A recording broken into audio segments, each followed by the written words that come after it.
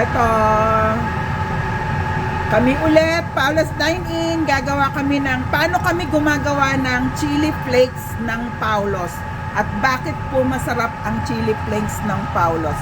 Ingredients lang namin ay bawang, tapos chili flakes. Ang ginagamit lang po namin ay yung mga ganito, ha. Tapos meron po yung kasamang asukal, brown sugar, at saka po nilalagyan ko siya ng dried shrimp. Kaya po yung may mga allergy sa shrimp, hindi po pwede ito sa kanila, ha. Pero yun po nagpapasarap kasi nababago yung lasa ng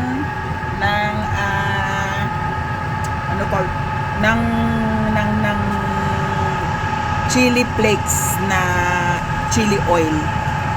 Ganyan lang po kami, ha. Tapos yung ground na yung inano ba tawag dito? Oh. Tingnan nyo, kailangan po mainit ng konti, mainit yung mantika, ha. Ayan, oh.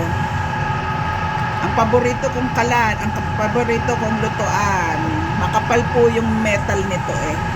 Ang kaya lang, ang bigat, wok po siya pero ang bigat kasi makapal po. Pag po makapal kasi hindi ka masusunugan. At saka yung luto niya equal kasi metal. Pero ano siya, saan ko ba nabili to?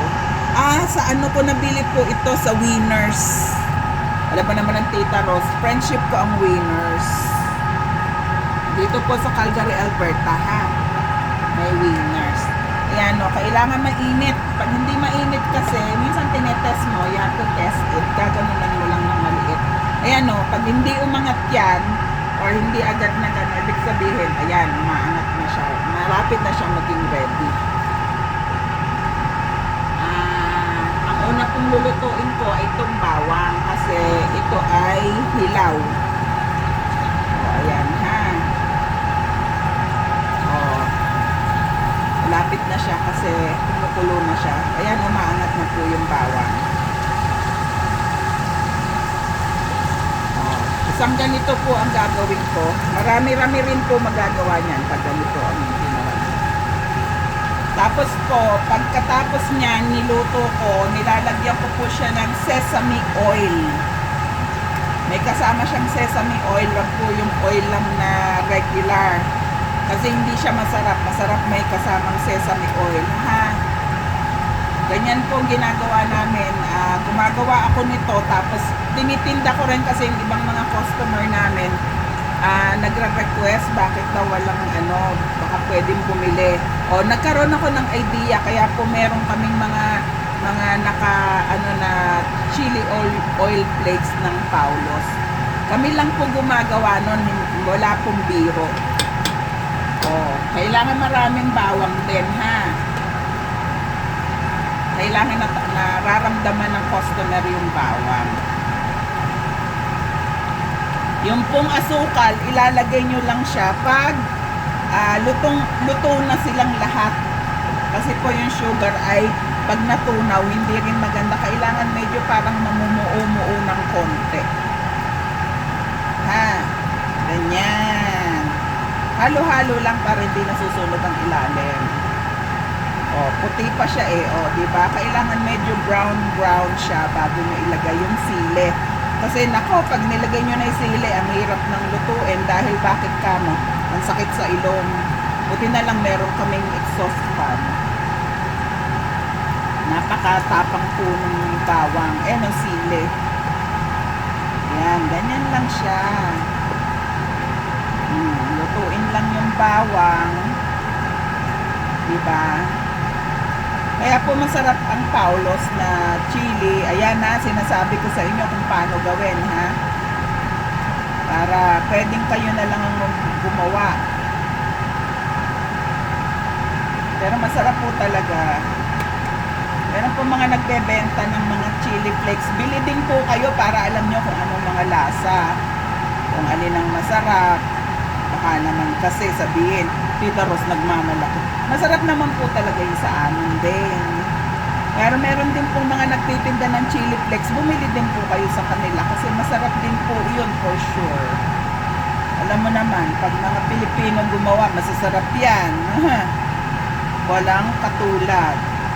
Oh. And besides, meron pong mga, hindi lang po Paulos ang merong restaurant dito. We started 2017 po ang business namin. Year before the COVID. Nag-survive naman po dahil po sa tiwala ng mga regular customer namin. Nako, maraming sa inyong salamat during that time. Kasi talagang kayo ang bumuhay sa amin noon ng COVID. Even now, ganun pa rin yung mga pumupunta rin po ng bagong mga ano. At saka po, tandaan nyo, sa ngayon po, napakarami pong mga Filipino restaurant. Ipagtatry nyo po ang mga pagkain, masasarap. Hindi ko na po mabanggit ang mga kung sino-sino dahil talaga po namang madami na everybody have a bite naman po ng pizza or whatever it is. Hindi naman po, hindi tayo dapat ito, ilalagay ko na ha. Oh, ayan po. Yung sile, eto na. Hindi po matagal naman. Kaya ako nilagay, ano, ang amoy. Ang sakit sa ano. Nakakaupo. Kaya po hindi kami nag-aano nito ng ano. Kasi nakakaupo. Yung ano ng sili. It's too intense. Ayan.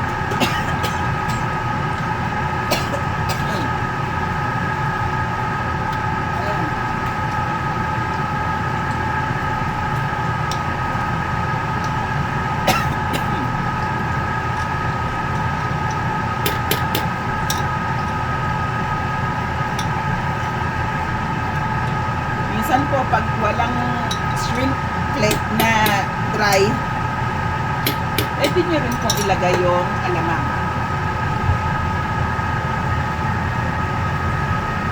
Hininaan ko na yung ano, inubo ko, oh, dito na. Sabi ko sa inyo, pag niluluto nyo to, huwag nyo pong ilalapit yung ano nyo, mukha nyo sa ano, kasi talagang ano,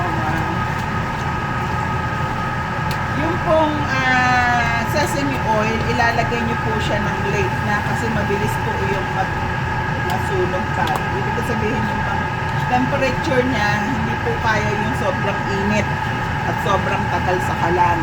So pag malapit na pong maluto, Ouch, that was hot. sorry, pag po malapit ng maluto, tsaka nyo po siya tatanggalin.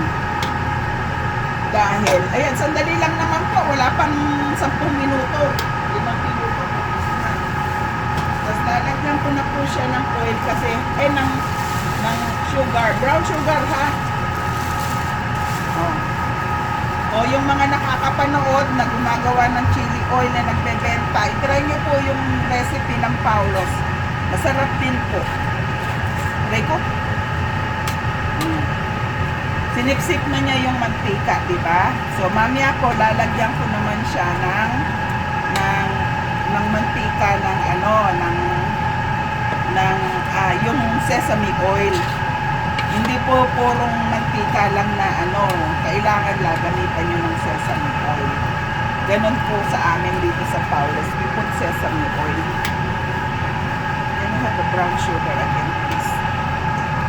Another brown sugar. Ayan po, oh. Simple lang ang paggawa ng sesame, ng chili flakes. Miski kayo, kayang-kaya nyong gawin. Yun nga lang, time nyo, yung time. O, kung ayaw nyo naman at kayo,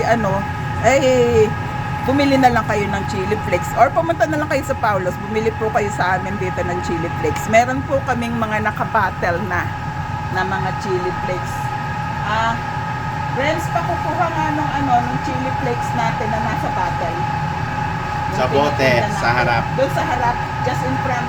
The wooden table. Sa wooden table. Ayan. Yung pong nilagay ko ay kulang pa ng sugar yon. So I need to put more sugar. Brown sugar, ha. Huwag kayong gagamit ng white sugar. Brown sugar lang po. Kasi yun po yung mas masarap nagbibigay ng panglasa. Pag po white, parang masyadong maano yung lasa niya. Yung pong, yung ano nito, pwede na po. Ayan. Ito po yung chili flakes namin. Ha, ayan, oh. $8 lang po siya pag gusto nyo bumili sa amin. Ito, yung maliit. Pag gusto nyo lang tikman, may maliit kami. Bali, $3 siya. Tapos $8 yung malaki. O, ganyang kalaki po siya. Ayan po. $8 at saka $3. Ano? So, Paolo's Dine-In lang po, ha? Andito kami ng 10 minuto na, nako. Ayan, tapos na siya. Tapos na po yan. Hinahalo-halo ko na lang. Then, lalagyan ko na lang ng ano kasi luto na, ng sesame oil. And that's it. Maraming salamat po sa panonood, ha?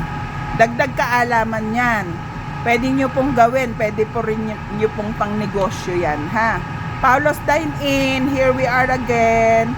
Maraming salamat po sa panonood, ha? Bye!